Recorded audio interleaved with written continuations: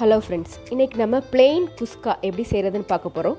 இதுக்கு மசாலாலாம் நம்ம மிக்சியில் எதுவும் அரைக்காமல் நம்ம வீட்டில் இருக்க மசாலா பொருட்களை வச்சு ரொம்ப ஈஸியாக எப்படி செய்கிறதுன்னு பார்க்க போகிறோம். இந்த குஸ்காவோட சிக்கன் கிரேவி வச்சு சாப்பிட்டோம்னா சும்மா டேஸ்ட் சூப்பராக இருக்கும். நம்ம ஆல்ரெடி சிக்கன் கிரேவி எப்படி செய்கிறதுன்னு பார்த்துருக்கோம். இதோட லிங்க் என்னோடய டிஸ்கிரிப்ஷன் பாக்ஸில் இருக்குது, செக் பண்ணிக்கோங்க. இன்றைக்கி இந்த கப்பில் 2 கப் ரைஸை நல்லா வாஷ் பண்ணி ஒரு 1 hour போல் தண்ணியில் ஊற வச்சுருக்கேன். நெக்ஸ்ட் குக்கரில் 1 டேபிள் ஸ்பூன் நெய், 2 டேபிள் ஸ்பூன் குக்கிங் ஆயில். எண்ணெய் சூடானதுக்கப்புறம் 1 துண்டு பட்டை, 3 கிராம்பு, 2 ஏலக்காய், இதோட ஒரு பிரியாணி இலை. நெக்ஸ்ட் 2 பெரிய வெங்காயத்தை தின்னாக ஸ்லைஸாக கட் பண்ணி அதோட 2 பச்சை மிளகாவை நீல வாக்கில் கட் பண்ணி வதக்கணும். இதோட 1 டேபிள் ஸ்பூன் இஞ்சி பூண்டு பேஸ்ட். இந்த பச்சை வாசனை போகிற வரைக்கும் நல்லா வதக்கிக்கணும். அடுத்து புதினா இலை, கொத்தமல்லி இலை, அதையும் போட்டு நல்லா வதக்கிக்கணும். இப்படி எல்லாமே வதக்கினதுக்கப்புறம் அடுத்து நம்ம தக்காளி ஆட் பண்ணிடலாம். 3 சின்ன தக்காளியை இந்த மாதிரி கட் பண்ணி நல்லா ஸ்மாஷாக ஜூஸ் வெளியே வர வரைக்கும் வதக்கிக்கணும். இப்படி வதக்குனதுக்கு அப்புறம் தான் நம்ம மசாலா பொருட்கள்லாம் ஆட் பண்ணணும். மஞ்சள் தூள், கரம் மசாலா, மல்லித்தூள், ரெட் சில்லி பவுடர். மசாலா பொருட்கள்லாம் ஆட் பண்ணதுக்கப்புறம் இதையும் மிக்ஸ் பண்ணிவிட்டு ஒரு 2 டேபிள் ஸ்பூன் வாட்டர் ஊற்றி அதையும் மிக்ஸ் பண்ணிக்கணும். இப்படி மிக்ஸ் பண்ணதுக்கப்புறம் நம்ம ஊற வச்ச அரிசியையும் போட்டு நல்லா மிக்ஸ் பண்ணணும்.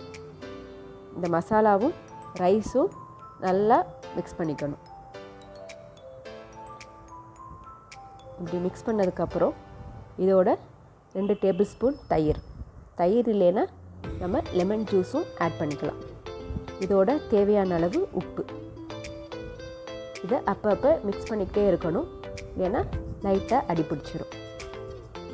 நம்ம யூஸ்வலாக வாட்டர் ஆட் பண்ணுவோம். இன்றைக்கி நம்ம வாட்டர் எதுவும் ஆட் பண்ணாமல் தேங்காய் பால் ஆட் பண்ணுறோம். 2 கப் ரைஸுக்கு நார்மலாக 4 கப் அளவு வாட்டர் ஊற்றுவோம். இன்றைக்கி வாட்டர் பழுது தேங்காய் பால் யூஸ் பண்ண போகிறேன். 3 கப் தேங்காய் பாலும் 1 கப் வாட்டர் யூஸ் பண்ண போகிறேன். இதே நீங்கள் 2 கப் தேங்காய் பாலும் 2 கப் வாட்டரும் யூஸ் பண்ணிக்கலாம். இப்படி தேங்காய் பால் வாட்ரு எல்லாம் ஆட் பண்ணதுக்கப்புறம் இதை நல்லா மிக்ஸ் பண்ணிக்கணும். மிக்ஸ் பண்ணிவிட்டு இந்த ஸ்டேஜில் உப்பு எல்லாம் கரெக்டாக இருக்கான்னு செக் பண்ணிடணும். இன்றைக்கி நம்ம இந்த மாதிரி பபிள்ஸ் வந்ததுக்கப்புறம் தான் நம்ம வந்து குக்கரை க்ளோஸ் பண்ண போகிறோம். இப்படி பபிள்ஸ் வந்ததுக்கப்புறம் நம்ம குக்கரை க்ளோஸ் பண்ணிடலாம். ஹை ஃப்ளேமில் எதுவும் வைக்காமல் மீடியம் ஃப்ளேம்லேயே வைங்க. மீடியம் ஃப்ளேமில் வச்சு ஒரு விசில் வந்ததுக்கப்புறம் சிம்மில் வச்சு 10 மினிட்ஸ் இருக்கட்டும். 10 மினிட்ஸ்க்கு அப்புறம் நம்ம ஓப்பன் பண்ணி பார்க்கலாம். இதோ நம்மளோட குஸ்கா ரெடி ஆயிடுச்சு. இதை லைட்டாக கிளறி விட்டுக்கோங்க.